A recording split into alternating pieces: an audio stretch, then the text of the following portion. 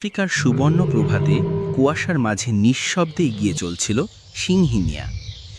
দূরে একদল গজল ঘাস খাচ্ছিল, সতর্ক দৃষ্টিতে চারপাশ দেখছিল।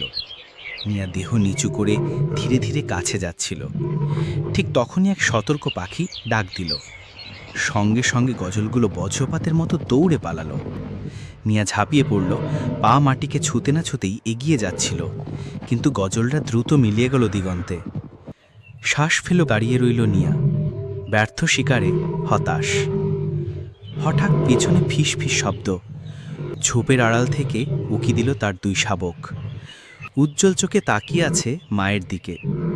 নিয়া নরম গর্জনে কাছে ডেকে নিল তাদের, ভালোবাসায় মুখ ঘষল, তারপর ধীরে ধীরে নিয়ে গেল নিরাপদ একেশিয়া গাছের ছায়ায়। শিকার হয়নি, তবু শাবকদের কাছে সে ছিল আসল বিজয়িনী।